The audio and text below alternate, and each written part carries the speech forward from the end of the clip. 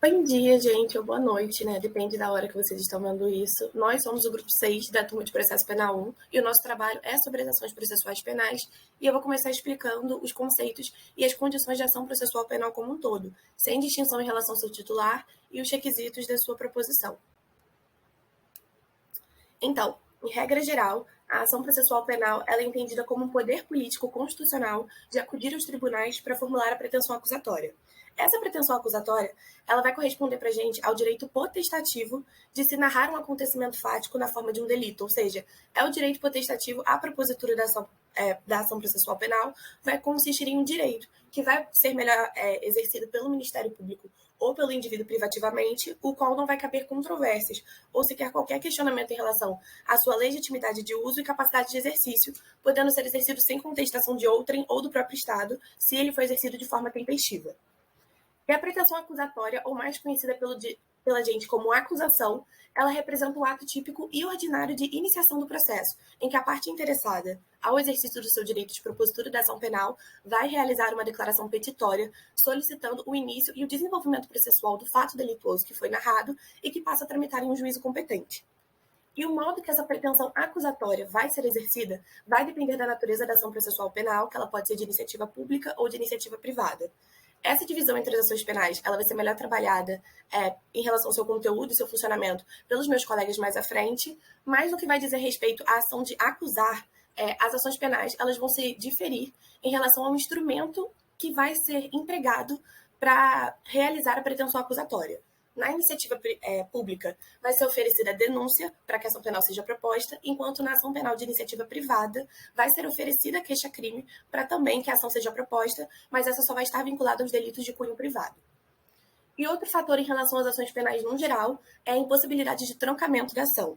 Isso acontece porque a ação penal, como já foi dito pela gente, ela corresponde a um poder político constitucional de invocação ao tribunal para que se satisfaça uma pretensão acusatória da parte, sem possibilidade de trancar um poder que já foi exercido.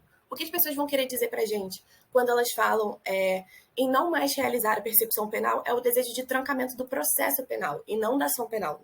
O trancamento do processo, na realidade, vai ser uma das formas extintivas, sem resolução do mérito do processo, mas que nada interfere na proposição ou não da ação penal, que foi uma coisa anterior.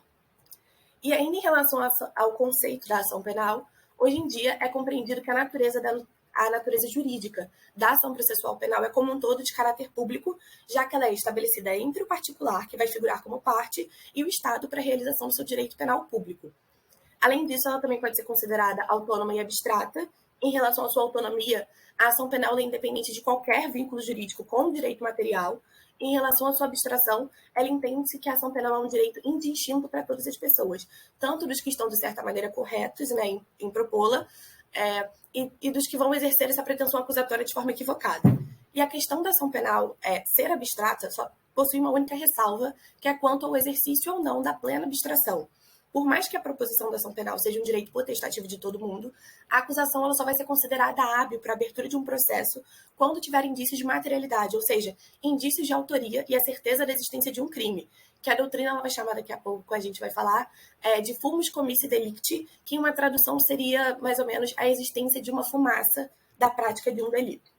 Então, assim, só para concluir, a gente vai entender a ação processual penal como o exercício de um direito potestativo que satisfaz a pretensão acusatória da parte, de caráter público, porque vai ser exercido o direito penal público da parte, independentemente se ela for de iniciativa privada ou de iniciativa pública, autônomo, porque não necessita ser vinculado juridicamente ao direito material, e abstrato, mas com certas ressalvas quanto à exigência da materialidade delitiva, de forma que a abstração da ação penal ela deve ser conexa ao caso penal concreto para que seja admitida a instauração do processo penal.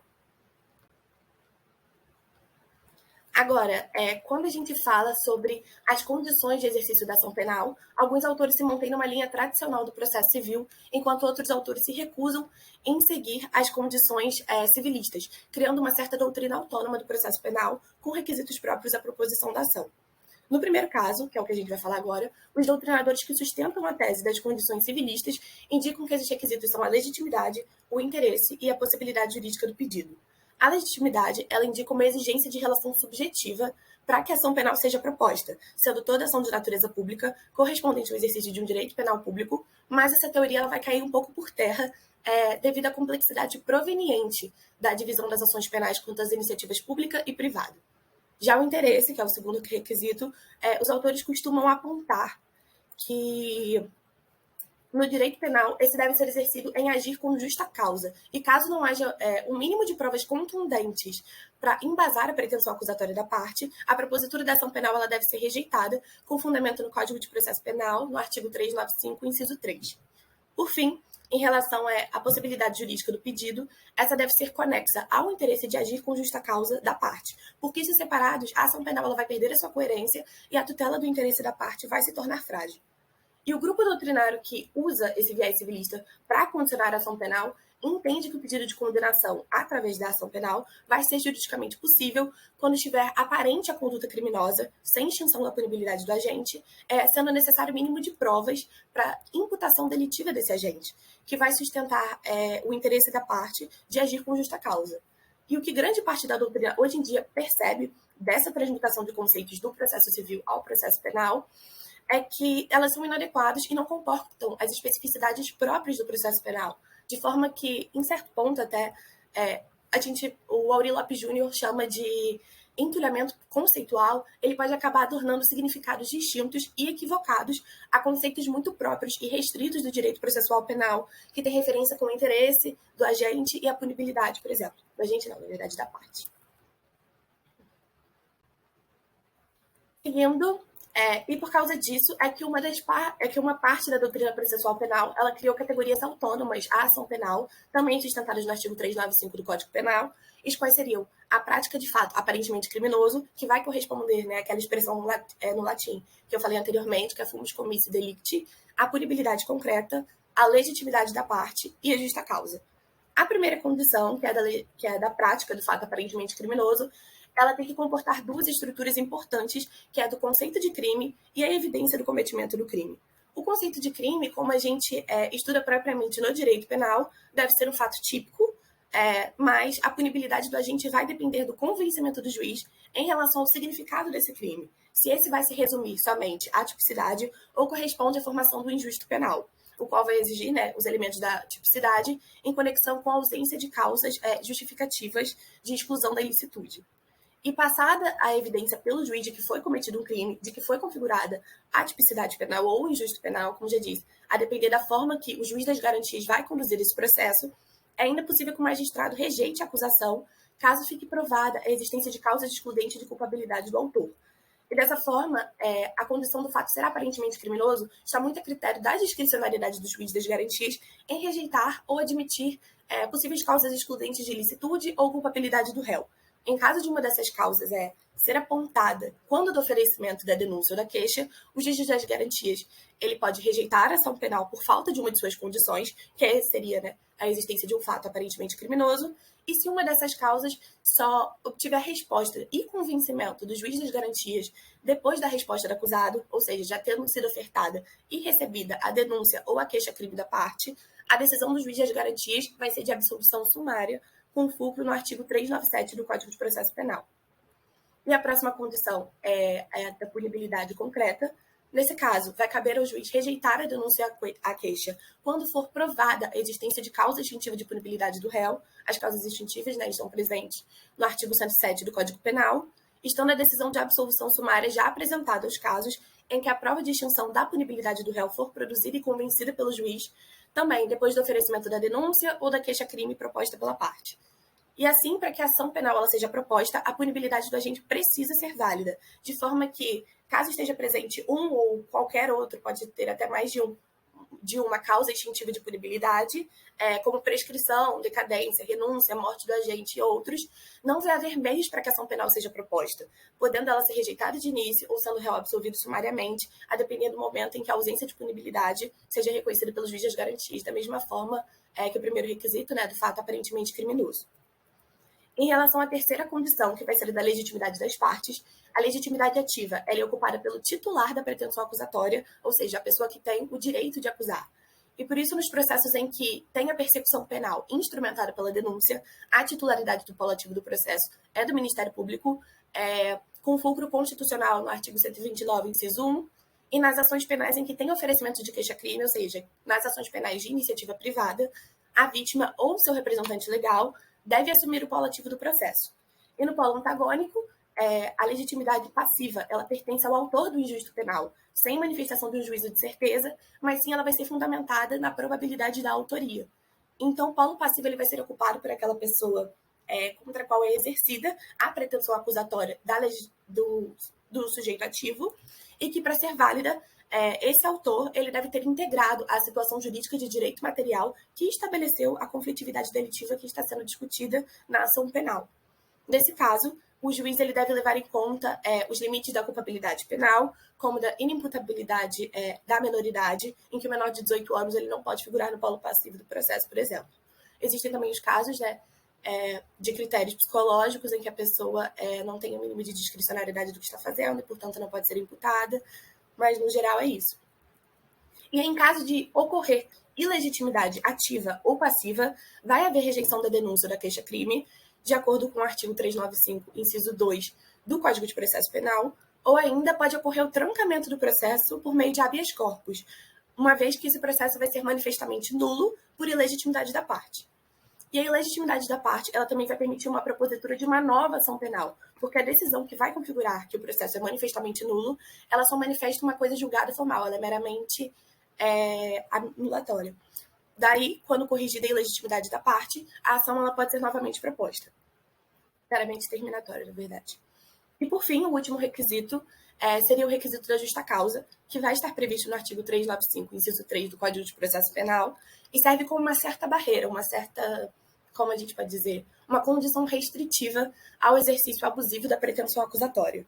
Dessa maneira, a justa causa ela vai ser observada quando houver uma causa jurídica e fática que dê indícios com a existência de elementos probatórios da autoria e da materialidade delitiva do caso concreto, na medida em que torna o direito de acusar justificável e legítimo, assentando-se num certo lastro probatório mínimo necessário a tornar a acusação proporcional e congruente.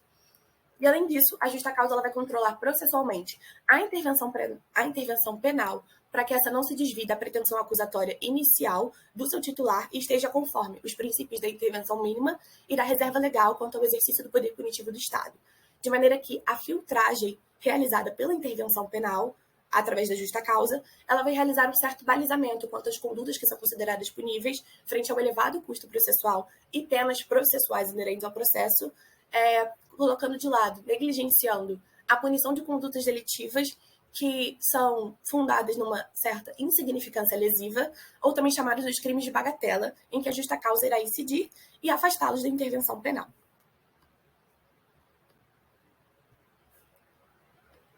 E a gente ainda vai ter condições de ações processuais penais que são ainda mais específicas e são conhecidas como condições de procedibilidade da ação, como a representação do ofendido e requisição do Ministro da Justiça nos casos de ação penal pública condicionada.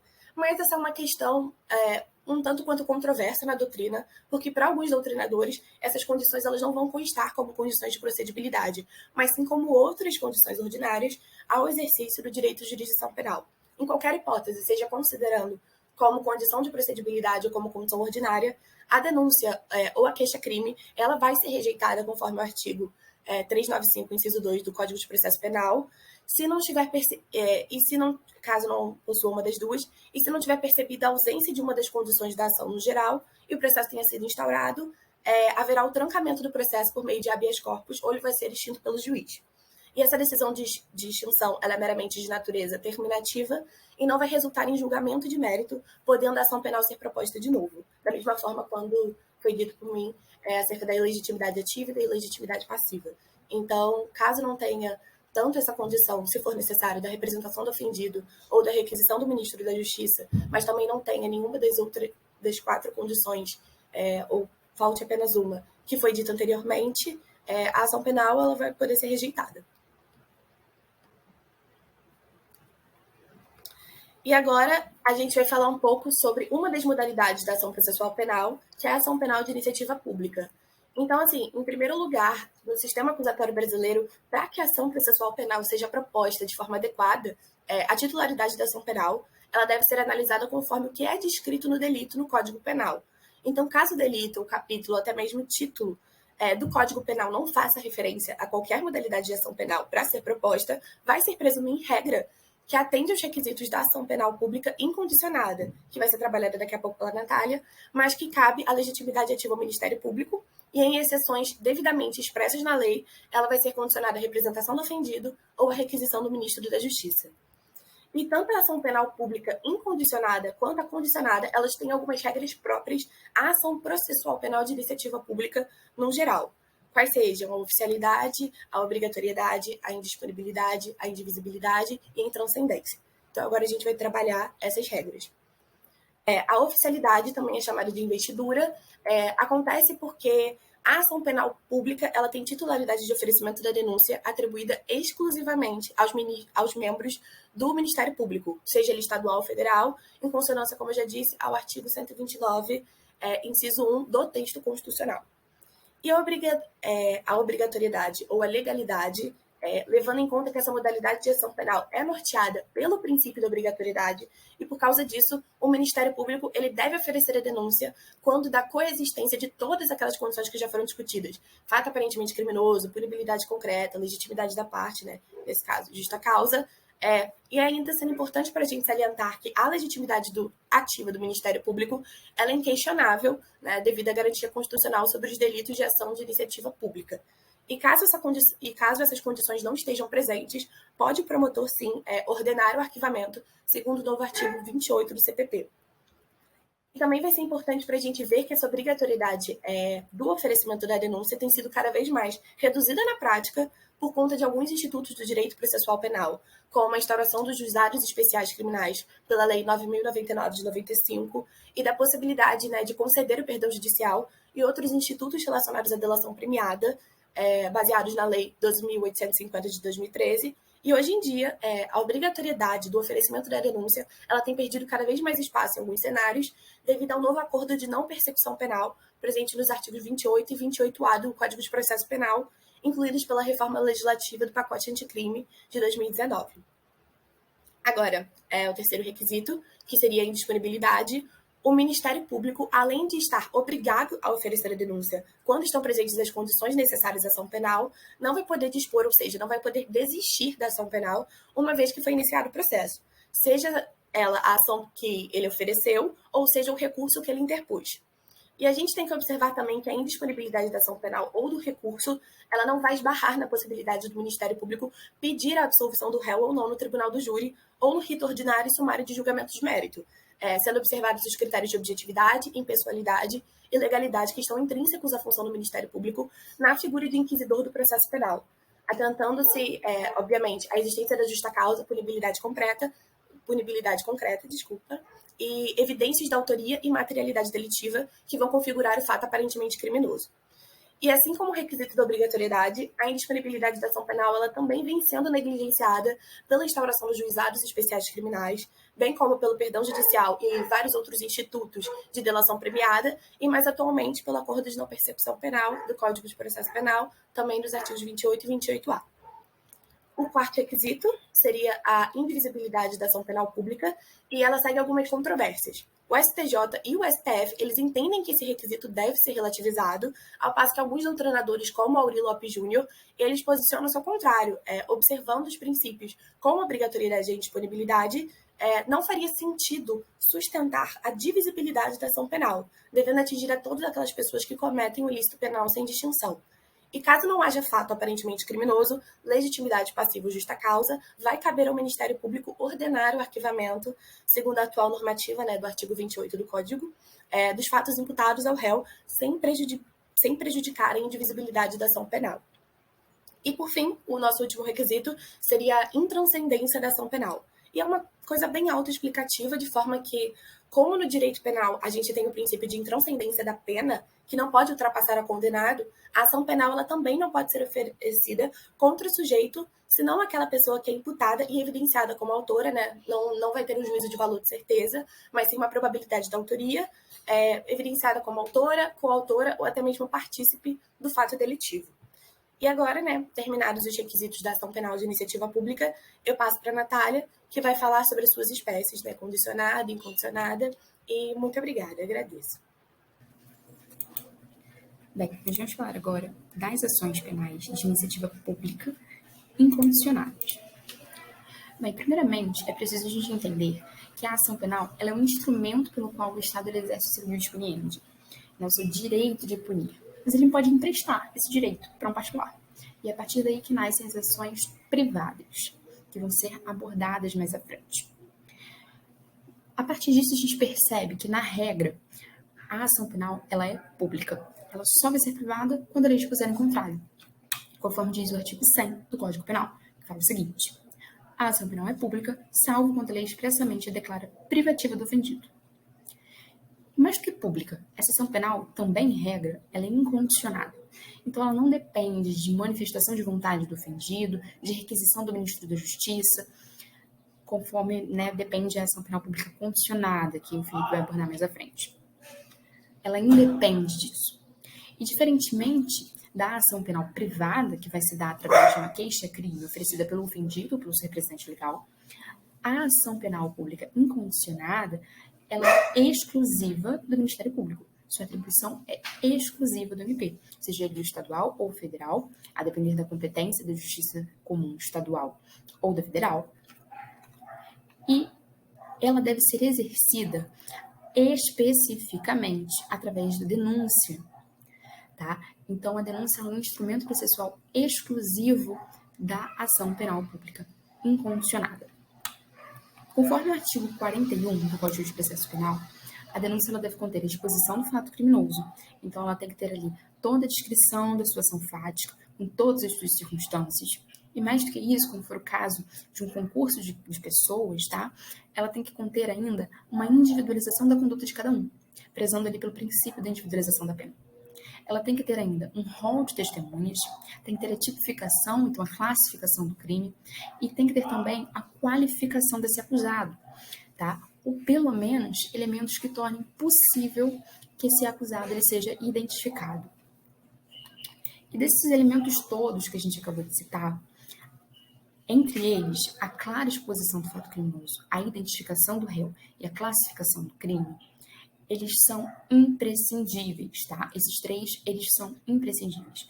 O que significa que a ausência, tá, desses elementos pode levar à rejeição dessa peça acusatória, tá? Porque configura o caso de inépcia do artigo 395, inciso 1 do Código de Processo Penal. Mas é importante a gente observar que, apesar disso, o Ministério Público ele pode sim oferecer uma nova acusação, tá? Porque essa decisão ela produz apenas coisa julgada formal. Então, o Ministério Público ele pode sim oferecer uma nova peça acusatória, uma nova denúncia, desde que dessa vez estejam satisfeitos todos os requisitos. Em regra, essa denúncia ela deve ser oferecida no prazo de 5 dias, caso o acusado esteja preso, e no prazo de 15 dias, caso o acusado esteja solto. E esse prazo ele começa a contar, ele começa a correr a partir da data em que o Ministério Público recebe os autos do inquérito policial ou de outros instrumentos de investigação preliminar, tá? Porque, como já visto, o inquérito policial ele não é obrigatório, ele é indispensável. Perdão, ele é dispensável. E apesar da existência desse prazo, a denúncia ela pode ser oferecida posteriormente. Ela pode ser oferecida até o momento em que houver a prescrição da pretensão punitiva da pena em abstrato, que, como se sabe, ela é calculada com base na maior pena possível para aquele delito cometido, a partir da análise dos prazos lá do artigo 109 do Código Penal. E a gente precisa também ter em mente que esse prazo, tá, passado esse prazo, se o Ministério Público ele continuar omisso, é também uma possibilidade que a vítima ela ofereça uma queixa-crime subsidiária da pública. E aí ela se torna, então, o titular dessa ação penal, o que também vai ser adiante melhor explicado. Então, agora eu vou passar a palavra para o Felipe, que vai falar, na sequência, sobre a ação penal pública condicionada.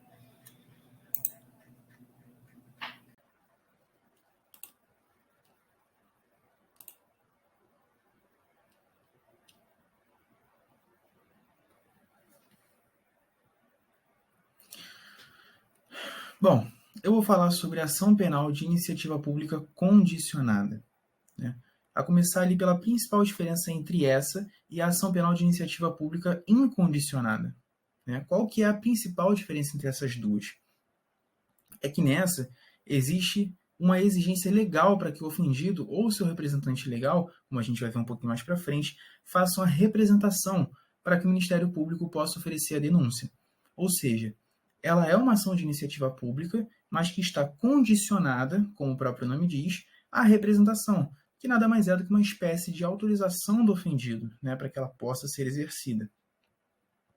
A gente tem também a questão da requisição do ministro da Justiça, né, ao invés da representação, a requisição, quando a lei exigir, como, por exemplo, nos casos de delitos praticados contra a honra do presidente da República, né, conforme o artigo 145, parágrafo único do Código Penal. Um ponto importante é que um mesmo crime ele pode ser tanto de ação penal pública incondicionada, quanto de ação penal pública condicionada. E o que determina isso pode ser, como exemplo, né, a qualidade da vítima. O crime de estelionato, por exemplo, depois da Lei 13.964 de 2019, passou a depender da representação para que se possa oferecer a denúncia. A não ser em casos, né, onde a vítima seja administração pública direta ou indireta, ou pessoa com deficiência mental, criança ou adolescente, pessoas maiores de 70 anos, incapazes, enfim. Nesses casos, né, a ação penal continua sendo pública e incondicionada. Para a doutrina do Aury Lopes Júnior, que foi o autor usado como base aqui, a representação ela é uma condição da ação, né? Apesar de outros autores considerarem como uma condição de procedibilidade. Mas, enfim, o que importa é que, sem essa autorização do ofendido, o Ministério Público ele não pode proceder com a denúncia contra ninguém. Nem mesmo um inquérito pode ser instaurado sem ela, né? O que está, inclusive, ali no artigo 5º, parágrafo 4º do CPP. E aí, vamos passar aqui. Bom, quando se fala de representação, também existem alguns requisitos que devem ser observados. O primeiro é em relação ao sujeito, né? Quem faz a representação é a vítima, o seu representante legal ou alguém que tem a qualidade para poder representá-lo. O parágrafo 1º do artigo 24 do CPP, ele também chega a estabelecer que em caso de morte do ofendido, ou quando ele é declarado ausente por decisão judicial, a questão da representação passa para o seu cônjuge, ascendente, descendente ou irmão, né? A representação ela pode ser feita ainda através de um procurador com poderes especiais. Já no caso em que o ofendido seja menor de 18 anos, quem deve fazer a representação é o seu representante legal, seja ele pai, mãe, avô, avó, irmão maior de 18, enfim. Em relação a esses casos, existe uma súmula importante do STF, né, mas que também é um tanto problemática, porque ela abre margem para diferentes interpretações. Essa súmula, a 594, ela diz que os direitos de queixa e de representação podem ser exercidos independentemente pelo ofendido ou pelo seu representante legal. Bom, isso acabou levando, né, a uma divergência na doutrina. Essa súmula acabou levando a uma divergência na doutrina que ficou dividida ali entre duas interpretações, né?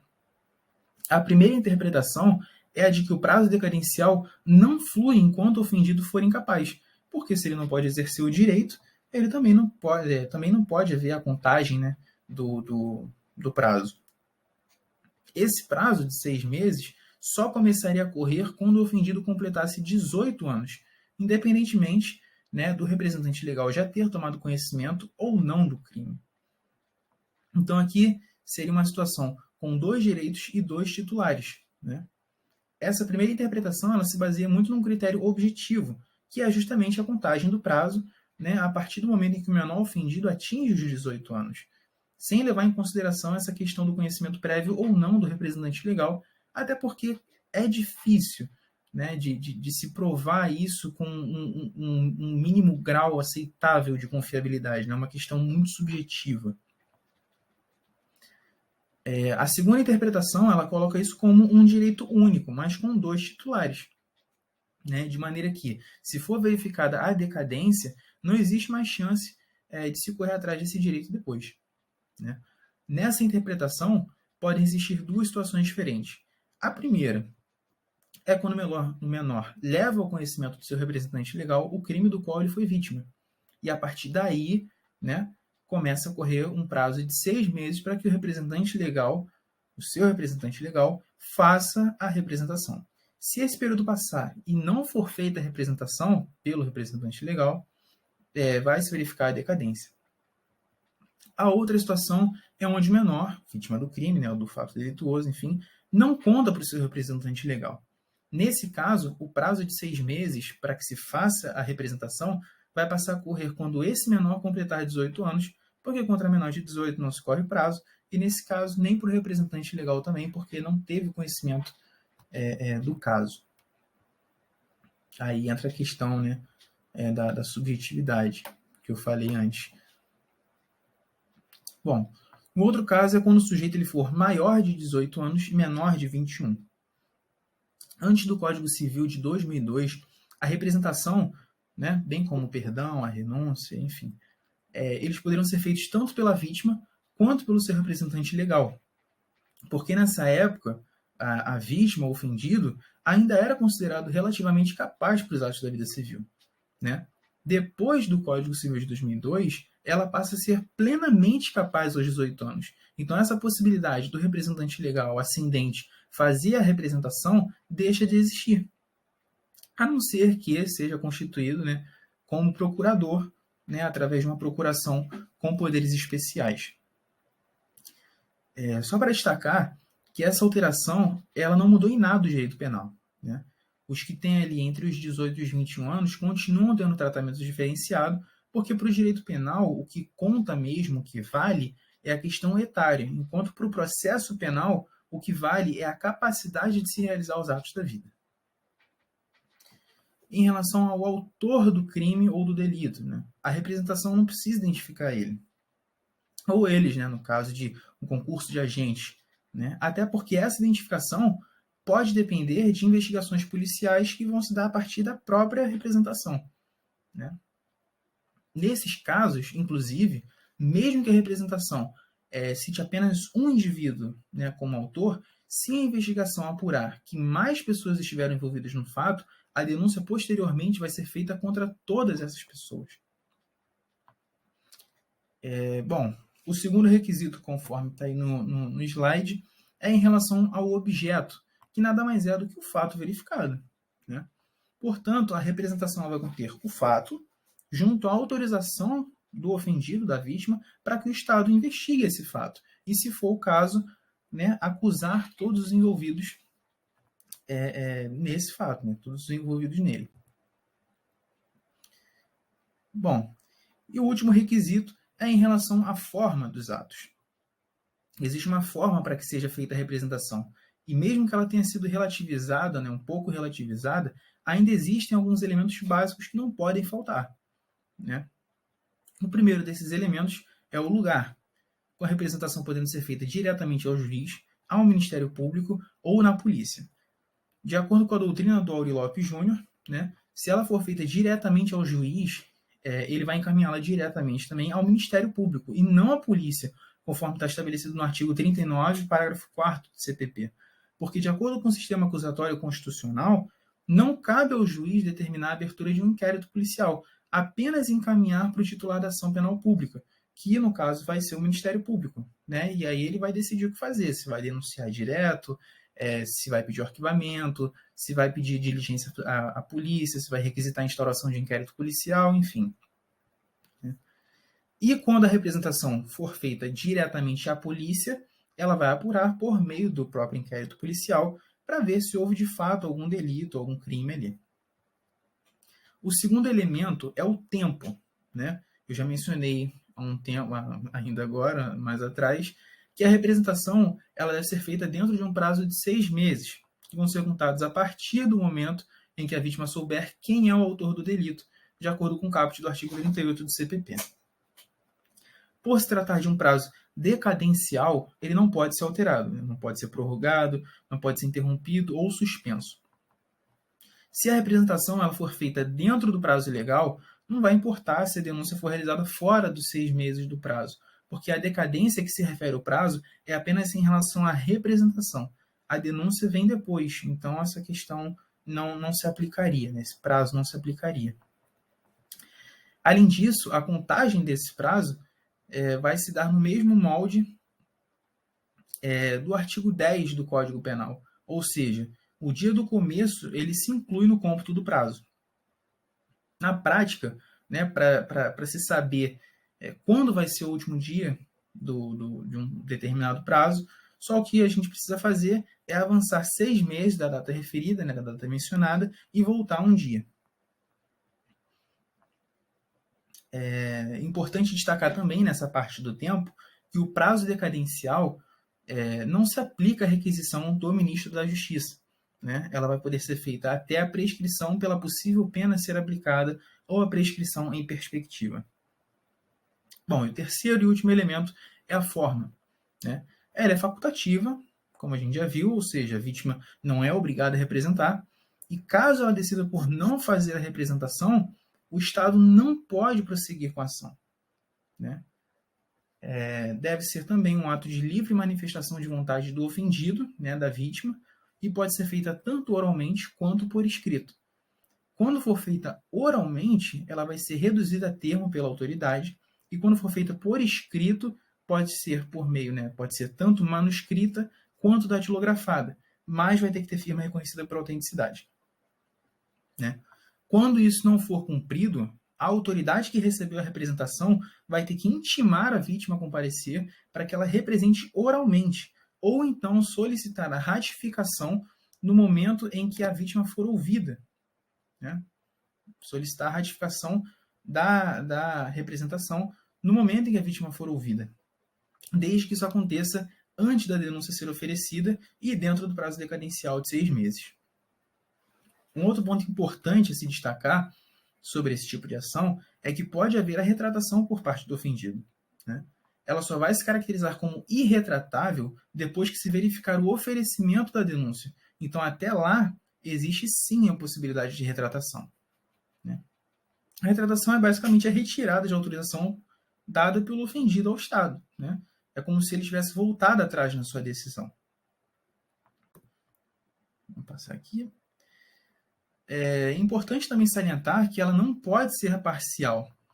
Né? No caso da ação penal pública condicionada, ela atinge todos os fatos e todos os envolvidos. Inclusive, de acordo com o artigo 49 do CPP, em caso de concurso de pessoas num delito de ação penal pública condicionada, como é o caso, se houver retratação a apenas um dos agentes, por analogia, ela vai se estender a todos. Né? Então, vai se verificar a renúncia da ação por parte do ofendido, por causa da retratação apenas um deles. De acordo com a doutrina de Aury Lopes Júnior, existe também a possibilidade de retratação da retratação, né? Que ocorre muito em casos onde a vítima ou o ofendido faz a retratação, mas acaba se arrependendo depois. Nesses casos, a retratação da retratação ela vai ser feita por meio de uma nova representação, né? Desde que não se tenham passado 6 meses entre a data do fato ou do dia em que o ofendido descobrir, né, souber quem é o autor, e essa nova representação. Mas esse pensamento, né, do Aury Lopes Júnior, ele não é unitário dentro da doutrina. Fernando da Costa Tourinho Filho, por exemplo, ele diz que a retratação da representação equivale a uma renúncia, e que por conta disso gera a extinção de punibilidade, a extinção da punibilidade. Então, o ofendido, a vítima, né, ao se retratar, estaria renunciando, né, ao seu direito de representação e, consequentemente, né, uma nova representação no momento posterior, né, também não seria mais possível. A questão da retratação, que é a representação, né, mais para frente, no momento posterior, também não seria mais possível. Por fim, né, 2 últimos pontos interessantes e rápidos a se abordar sobre esse tipo de ação, sobre a retratação nos crimes contra a honra do servidor público e a possibilidade de retratação da requisição do ministro da Justiça.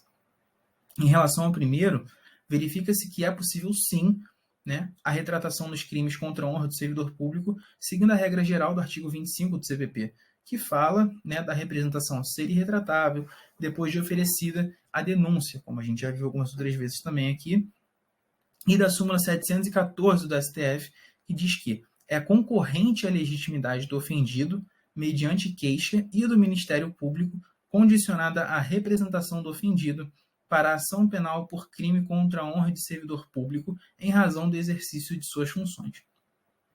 Portanto, se o servidor público aqui ele optou pela queixa, né, conforme está dizendo na súmula, ele pode renunciar, caso ainda não a tenha exercido, né? Ele pode oferecer o perdão também, ou ele pode desistir dela, né, dando lugar à perempção, caso já tenha exercido essa queixa. E em relação ao segundo, também é possível a retratação da requisição do ministro da Justiça, desde que também seja feita antes do oferecimento da denúncia.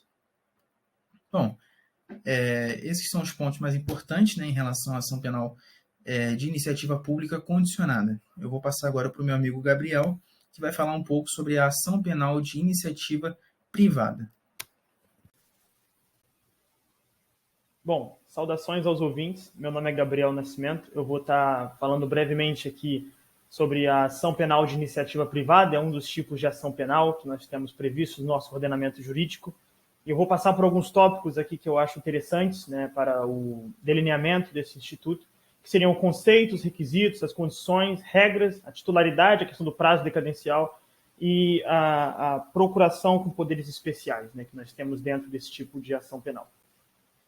Falando agora sobre o conceito, geralmente as ações penais elas são públicas, correto? Então a pessoa ela apresenta uma notícia-crime e depois de um certo procedimento que ocorre dentro da processualística penal, o próprio Ministério Público será responsável por apresentar a denúncia, caso ele assim compreenda, né? Caso ele compreenda que a denúncia é o método devido de proceder, pois há indícios ou comprovações de crime, de um fato que levaria a crime.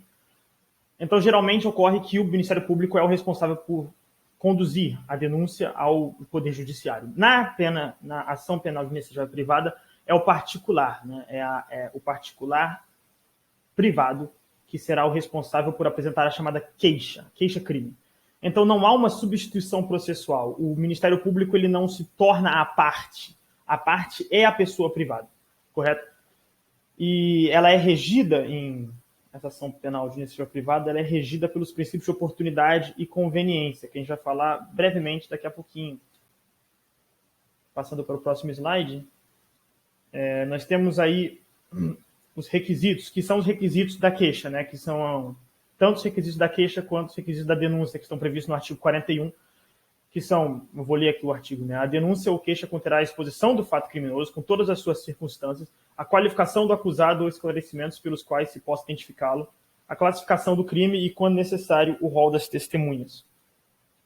Mas, além disso, existe também a necessidade de a queixa conter o valor dado à causa e a procuração com a outorga de poderes especiais. Também se faz aqui uma menção breve ao pedido de condenação em pagamento de honorários advocatícios e custas, embora isso não seja requisito, né?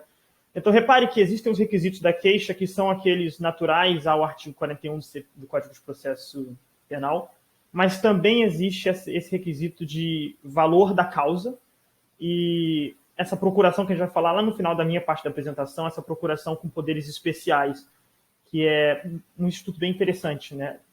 Natural a essa ação penal privada. Bom, continuando agora, vamos para as condições. Elas estão estabelecidas no artigo 395 do Código de Processo Penal.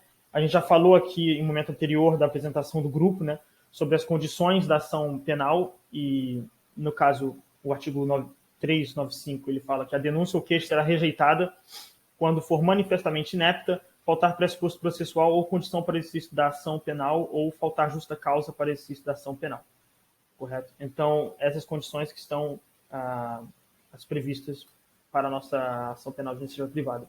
Agora, entrando agora, de fato, na parte que é mais diferente, muito mais interessante da ação penal privada e que realmente difere ela da ação penal pública, a ação penal privada ela está condicionada, de certa maneira, à vontade do particular, né? Enquanto que existe uma obrigatoriedade na apresentação de denúncia por parte do Ministério Público, caso ele constate que houve crime, ou ele acredite, né, no caso, que houve crime, a ação penal de iniciativa privada ela é regrada pela oportunidade de conveniência e pela disponibilidade. Isso quer dizer, essas duas regras querem dizer o seguinte: basicamente o particular ele decide se ele quer apresentar a ação penal e quando ele quer apresentar a ação penal. E essas regras, essa escolha estará condicionada por sua oportunidade e sua conveniência. Se não lhe for conveniente, não precisa apresentar. Não há uma obrigatoriedade de apresentação dessa queixa, né? Diferente do que ocorre com a denúncia do Ministério Público. E repare, portanto, que a disponibilidade ela se distingue, né, em 3 questões concretas, possibilidades concretas, né? A renúncia, a perempção e o perdão. A renúncia ela ocorre quando o particular, ele próprio, ele verificando que ele não quer dar aquela queixa, ele não quer entrar com uma ação, ele fala, olha, ele pode fazer uma renúncia expressa, né? Olha, eu não tenho vontade de entrar com essa ação, estou aqui renunciando o meu direito de entrar com essa ação, né? Ele pode ser uma renúncia escrita. Também pode ser uma renúncia tácita, né? A doutrina concebe a possibilidade, a jurisprudência também concebe a possibilidade de renúncias tácitas, como, por exemplo, se alguém ofendeu você em sua honra, e aí, em um momento posterior da sua relação com aquela pessoa, você convida ela para ser padrinho da sua filha, por exemplo. Ora, onde está o dano, né, do que aconteceu, do fato criminoso que aconteceu? Existe, portanto, o reconhecimento de uma renúncia tácita, que, em certa medida, pode ser um pouco difícil do julgador perceber no caso concreto, né? Como é que o julgador vai saber que o cara virou padrinho do outro? Só se for, de fato, alegado, né, ao longo da instrução processual. Mas, enfim, essa é uma questão que pode ser vista durante o processo. E durante o processo pode ocorrer a desistência ou o perdão, né? Então, a renúncia ela ocorre antes da proposição da ação, né? Antes de começar a ação, pode ocorrer a renúncia de exercer a ação, o direito à ação. Já a perempção, que é a fruto da desistência, e o perdão, eles ocorrem durante a ação. Então, iniciada a ação penal de iniciativa privada, o particular, o querelante, que no caso seria, entre aspas, o autor, em termos menos técnicos, o querelante ele pode desistir da ação. E desistir da ação faz com que o processo seja extinto sem resolução de mérito, correto? Como ocorre em outras áreas. Mas a desistência ela difere do perdão, porque a desistência ela é unilateral. Então, o querelante ele desiste da ação e a ação acabou. Não importa o que o querelado queira continuar com a ação ou não, se a desistência da ação ocorrer por parte do querelante, a ação acaba ali e o processo é extinto. O perdão é diferente, porque o perdão ele é uma ação, ele é um ato bilateral. O querelante fala que ele perdoa, ele expressa o seu perdão pelo crime alegadamente cometido pelo querelado, que seria o réu. E o réu / querelado responde se ele aceita ou não o perdão. Se ele aceitar o perdão, o processo é extinto.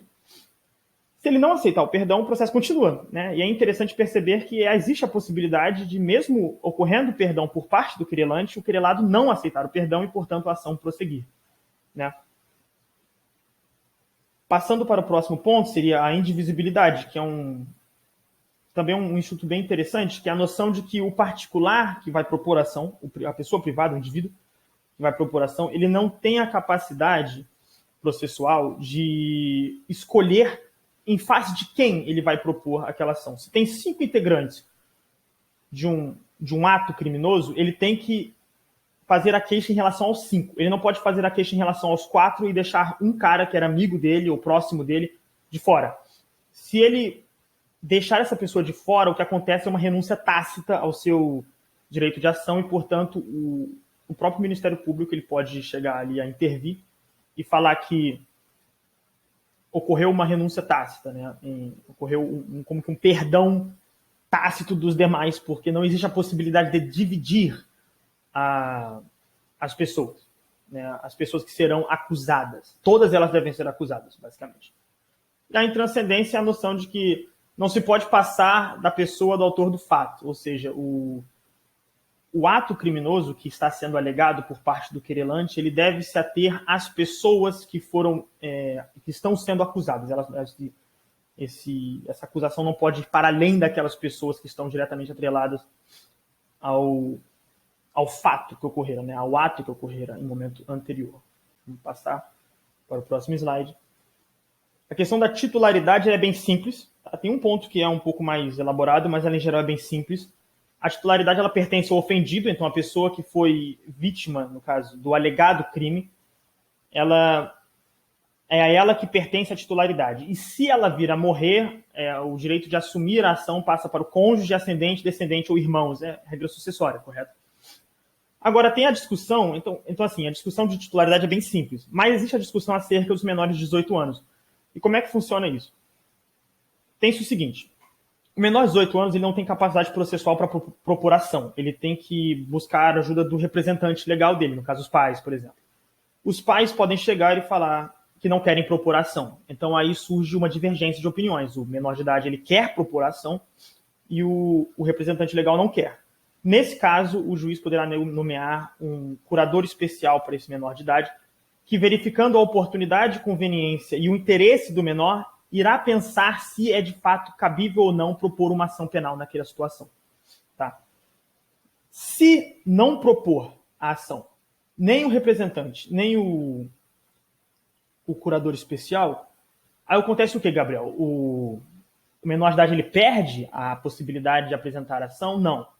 O prazo decadencial ele vai correr, são 6 meses de prazo decadencial, ele vai correr para os representantes, ele vai correr para o curador. Passado esse prazo, esse curador e esse representante não podem mais propor uma ação penal privada, mas quando o menor se tornar maior de idade, quando ele completar seus 18 anos, ele passa a ser plenamente capaz, e portanto, de acordo com o Código Civil de 2002, correto? E portanto, ele ganha a possibilidade de apresentar a ação penal, de interpor essa ação penal, de propor essa ação penal. Então, começa a contar o prazo decadencial para esse menor de idade, que agora deixa de ser menor de idade, justamente quando ele chega na sua maioridade, quando ele faz ali os seus 18 anos, correto? Então, é bem simples a titularidade, ela pertence ao ofendido, ela pode ser transferida por questão de morte do ofendido, mas existe essa especificidade na questão dos menores de 18 anos. Antes do Código Civil de 2002, existia a questão de que a pessoa entre 18 e 21 anos não era plenamente capaz, então ela devia ainda assim possuir ali um representante e tal, mas isso acabou. Hoje em dia o Código Civil de 2002, que entrou em vigência em 2003, ele define que as pessoas maiores de idade, maiores de 18 anos, elas são plenamente capazes, então essa discussão ela não é mais importante juridicamente falando, embora ela seja historicamente importante para a história do direito brasileiro, penal no caso. Passando aqui para a questão do prazo decadencial, eu já falei brevemente, mas eu vou reforçar que o prazo é de 6 anos, sendo improrrogável pela natureza decadencial do mesmo. Então, por exemplo, se o prazo decadencial ele termina no dia, num domingo, ele não pode ser proposto na segunda. Ah, mas o de domingo não é dia útil, não interessa. O prazo não pode ser proposto, quer dizer, a ação não pode ser proposta na segunda-feira, porque o prazo decadencial ele é improrrogável. Ele terminou no domingo, acabou. Então, tem que ser proposta a ação, seja no plantão de domingo, seja na sexta-feira, que é o último dia útil antes de domingo, né? E não se é contado o dia da ciência do crime, mas se conta o dia do término. Então, para fins de cálculo, por exemplo, digamos que a ciência do crime se deu no dia 5 de fevereiro. O prazo decadencial findará no dia 4 de agosto. São 6 meses depois. Então, basicamente, você vai avançar 6 meses e tirar um dia, né? Essa contagem de prazo decadencial dentro da ação penal de iniciativa privada. Tá bom? Vamos passar para a próxima. O próximo slide. E aí a gente entra na questão da procuração com poderes especiais. Eu vou ler aqui, brevemente. A procuração deverá outorgar poderes que são particulares à processualística penal. Requerer a abertura de inquérito policial, ajuizar queixa-crime, oferecer perdão, entre outros exemplos, no caso. Ela deve conter o nome do querelante e do querelado. E também existe a discussão acerca da abrangência do requisito de menção ao fato criminoso. Então, repara o seguinte. A procuração com poderes especiais ela é basicamente uma procuração com alguns adendos, né? Então, a procuração é um instrumento mediante o qual um particular outorga poderes a outra pessoa, ao seu representante legal, que no exercício de sua função advocatícia fará a sua representação no processo, correto? Geralmente, existem várias outorgas de poder, né? De fato, ajuizar a ação, propor acordo, negociar, etc. e tal. Mas a processualística penal ela requer certas ações que não estão dentro dos modelinhos das procurações do direito civil, por exemplo, né? Do direito mais comum. E como a ação penal de iniciativa privada ela é, de certa maneira, uma exceção dentro da lógica do processualismo penal, da processualística penal, é necessário ter muita cautela, porque, por exemplo, se não houver uma menção ao fato criminoso naquela procuração, o advogado ele próprio poderia vir a ser acusado de calúnia, difamação, por estar acusando uma pessoa, teoricamente inocente, de um crime que ela não cometera. Vamos explicar isso um pouco mais. Por que existe essa necessidade, esse requisito de menção ao fato criminoso?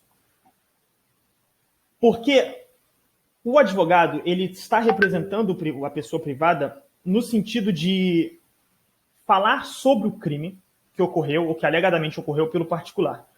Se ele não recebe a outorga justamente daquele crime, daquele fato que ocorreu, e não fala sobre aquele crime, daquele fato, o acusado poderia vir a falar, esse advogado, que não está representando ninguém, porque não foram outorgados poderes para esse advogado está em nome próprio me acusando de crimes que eu não cometi, eu sou inocente, né? Então existe um tipo penal para isso. Então, para evitar que o advogado venha a ser acusado de um crime, de calúnia, difamação, coisa do tipo, é necessário que na procuração com poderes especiais esteja contido essa menção ao fato criminoso, né? Para deixar bem claro que quem está acusando não é o advogado, quem está acusando é justamente o particular, né? Que está sendo representado no processo pelo advogado na função que é que ele exerce, correto? Por fim, a abrangência desse termo, né? Menção ao fato criminoso. Antigamente se compreendia, antes da Lei 8.906, né? Se compreendia que essa menção ao fato criminoso ela deveria ser bastante cuidadosa e desenvolvida, né? Então deveria falar, no dia tal, o indivíduo tal, o querelado, o senhor fulano de tal, falou tal coisa, ferindo a honra do querelante, senhor tal. Né? Então o advogado, quer dizer, a procuração, né? Na procuração estaria contido basicamente uma breve delineação dos fatos ocorridos, que estariam a indicar que houve a ocorrência de um crime tipificado no Código Penal. Ocorre que hoje em dia, com o advento da Lei 8.906 e com reiterada jurisprudência dos tribunais em relação a essa matéria, o que nós temos é basicamente que a simples menção ao crime já é suficiente para fazer essa menção ao fato criminoso, né? Esse requisito de menção ao fato criminoso. Então, por exemplo, lá na procuração vai estar que o advogado tal, subscrito na OAB, número tal, eu, particular, outorgo os poderes a esse advogado para que ele proponha, ajuize uma queixa-crime em relação ao senhor fulano de tal sobre o crime de difamação, do crime de calúnia, né? Então, nesse sentido, é que a procuração ela tem poderes especiais, né? Ela possui ela precisa dessas especificidades no seu texto. Ela não pode ser uma coisa basicona. Ela precisa de um desenvolvimento um pouco maior, mas já é muito mais reduzido do que ele fora no momento anterior. Não precisa mais falar sobre todos os fatos do caso, ou fazer uma breve explicação. A simples menção ao tipo penal, hoje em dia, em vários tribunais, na jurisprudência e na doutrina, já se dá por suficiente. Bom, essa foi a minha apresentação. Eu espero que tenha sido proveitosa. Foram aqui mais ou menos 17, 18 minutos de apresentação. Então, muito obrigado pela atenção de todos. Eu vou passar a palavra agora para o próximo integrante do grupo, para que ele continue com a apresentação. Muito obrigado por tudo. Olá, bom dia, boa tarde ou boa noite, a depender do horário que você está assistindo isso aqui. Esse é o seminário número 6. Eu fui responsável por encerrar o nosso seminário e eu vou abordar 2 temas. Eu vou abordar espécies de ação penal de iniciativa privada e vou apresentar também 3 causas extintivas de punibilidade que estão previstas no artigo 107 do Código Penal. Tá bom? Vou iniciar agora com as 3 espécies de ação penal de iniciativa privada, que são a originária ou comum, a personalíssima e a subsidiária da pública. Começando com a primeira, que é é a ação penal de iniciativa privada tradicional. Ela não tem qualquer tipo de especificidade e pode ser ajuizada através de queixa no prazo decadencial de 6 meses, pelo ofendido ou pelo seu representante legal. Isso é o básico e objetivo da ação originária ou comum. Já a ação personalíssima, bem como o nome indica, ela é uma ação penal de iniciativa privada e restrita à iniciativa pessoal da própria vítima. No nosso ordenamento jurídico atual, existe apenas um delito de iniciativa personalíssima, que é o crime de induzimento a erro essencial e ocultação de impedimento, que é previsto no artigo 236 do Código Penal. E no seu parágrafo único consta a exigência de que a ação penal somente poderá ser ajuizada pelo contraente enganado. Nessas situações, não se opera a sucessão prevista no artigo 31 do Código de Processo Penal. E, por consequência, com a morte do ofendido, extingue-se tanto a punibilidade quanto a ação penal. Além disso, caso o cônjuge enganado seja menor de 18 anos, a queixa somente poderá ser prestada após cessada a menoridade, ou seja, a partir do momento que ele atingiu os 18 anos. Isso porque a emancipação pelo casamento não gera nenhum tipo de efeito no processo penal, nem para tornar o indivíduo imputável, nem para lhe dar capacidade de exercer a ação penal. A ação subsidiária da pública ela requer um pouquinho mais de atenção, porque trata de uma legitimação extraordinária para o ofendido exercer a ação penal em um crime que é de iniciativa pública. E como isso ocorre? Consiste no fato de, recebido o inquérito policial ou as peças de informação que são suficientes para o MP oferecer a denúncia ou para pedir o arquivamento, ou também para postular diligências, o MP fica inerte. Então, o ofendido pode, a partir do prazo concedido, após o superado o prazo concedido para o MP denunciar, oferecer uma queixa subsidiária, dando início ao processo e assume o polo ativo como acusador. E por inércia do MP, a gente compreende o fato dele não acusar, mas também de não pedir diligência e nem ordenar o arquivamento. Isso que se entende por inércia. O prazo para o ofendido exercer a ação penal inicia com o término do prazo concedido para o MP, já que ele é o titular daquela ação. Ou seja, caso o imputado esteja preso no 6º dia, já que o MP tem um prazo de 5 dias, e caso o imputado esteja em liberdade, no 16º dia, já que o MP tem um prazo de 15 dias para oferecer a denúncia. E esse prazo se encerra 6 meses após, conforme disciplina o artigo 38 do Código de Processo Penal. Dito isso, é bom que, ainda que ocorra essa queixa subsidiária do indivíduo, essa conduta não torna de maneira alguma a ação privada. Ela segue sendo de iniciativa pública e é regida pelas regras anteriormente expostas aqui no nosso trabalho, de obrigatoriedade, indisponibilidade, indivisibilidade e intranscendência. Em tese, o ofendido ele pode renunciar ao seu direito de oferecer a queixa subsidiária, mas isso de maneira alguma significa que o MP perde esse direito também. Porque, como eu já disse, subsidiária da pública. O titular da ação penal é o MP.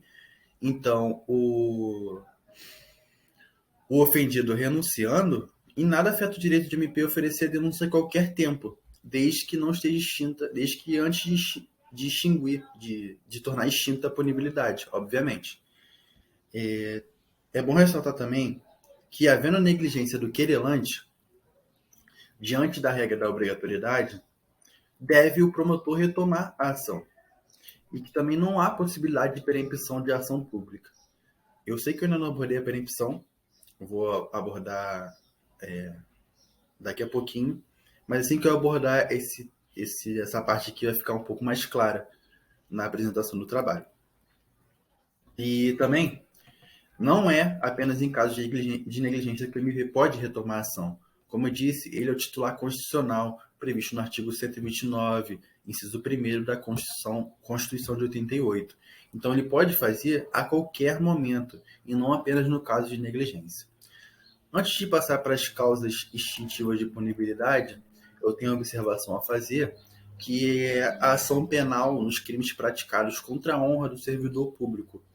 Nos crimes contra a honra do servidor público, praticado em razão do ofício ou da função desempenhada, propter officium, a legitimidade ativa é considerada concorrente entre o ofendido, o servidor, e o Ministério Público, condicionada à representação, conforme a súmula 714 do Supremo Tribunal Federal. Então, nesses delitos, a ação pode ser tanto de iniciativa privada ou pública, condicionada à representação do ofendido. Só que é realizada uma escolha entre a privada e a pública. Mas a partir do momento que você faz aquela escolha X, a outra não é descartada. Não pode mais, quero mudar e vou seguir para iniciativa privada. Não pode. Não pode, a escolha já foi feita. Então, há de ter cuidado na realização dessa escolha. Agora, eu chego nas causas extintivas de punibilidade previstas no artigo 107. Como eu disse, a renúncia, o perdão e a perempção. Do que se trata a renúncia? A renúncia ao direito de queixa, também é possível em relação ao direito de representação, é um ato unilateral do ofendido. É bom ressaltar isso, que nos ajuda a diferenciar do perdão. E a renúncia não necessita de aceitação do imputado para a produção dos seus efeitos. E que momento ocorre a renúncia? Somente pode se falar em renúncia antes do exercício do direito de queixa. E essa renúncia ela pode ser expressa, por escrito, ou tácita, quando houver a prática de algum ato incompatível com a intenção de acusar alguém. E admite-se como qualquer meio de prova para a sua demonstração. Já o perdão trata-se de ato bilateral, na medida que o ofendido deve oferecer no curso do processo e o réu aceitar. Em que momento o perdão pode ser oferecido? A partir do recebimento da queixa, antes disso a renúncia, e até que ocorra o trânsito em julgado da sentença. Ou seja, é um tempo extenso, é um lapso temporal extenso. E talvez por isso possa causar algum tipo de estranheza, porque o processo pode estar no final, quase no trânsito julgado da sentença, penal condenatória, enfim. E o ofendido oferece o perdão. E é facultado ao réu aceitar ou não. Precisa do aceite do réu para que seja extinguido o feito. E isso é uma característica da ação penal privada. É a máxima manifestação da disponibilidade da ação. Então, retomando, o perdão é um ato bilateral, na medida que o ofendido tem que oferecer e o réu aceitar. Momento que pode ser oferecido a partir do recebimento da queixa, até que ocorra o trânsito julgado da sentença. Isso. Já a perempção, ela é uma penalidade, é uma sanção de natureza processual imposta ao querelante negligente e que conduz à extinção do processo e da punibilidade. Os casos de perempção, eles são previstos no artigo 60 do Código de Processo Penal. E, feita a desistência de forma expressa pelo querelante capaz, o juiz tem duas alternativas. A primeira é esperar o implemento da circunstância fática prevista no artigo 60, parágrafo 1º, que é deixar de promover o andamento do processo durante 30 dias seguidos, ou do inciso 3º, deixar de comparecer sem motivo justificado, ou deixar de formular o pedido de condenação nas alegações finais. Em relação ao formular o pedido de condenação nas alegações finais, é porque alguns advogados, não é algo tão raro de se acontecer, eles requerem realização da justiça e semelhantes. Mas, na realidade, o que tem que ocorrer é um pedido de condenação, de custas, de honorários advocatícios, enfim. E é por isso que consta essa possibilidade de perempção do inciso 3º do artigo 60. Dito isso, concluo a minha parte, concluo o nosso trabalho. Espero que tenhamos conseguido atingir o objetivo do professor. E é isso, muito obrigado. Também informar que a referência bibliográfica para o nosso trabalho foi o professor Aurir Lopes Júnior, do seu livro de Direito Processual Penal, de 2020. E é isso, muito obrigado, professor, muito obrigado a todo mundo que assistiu. Até a próxima.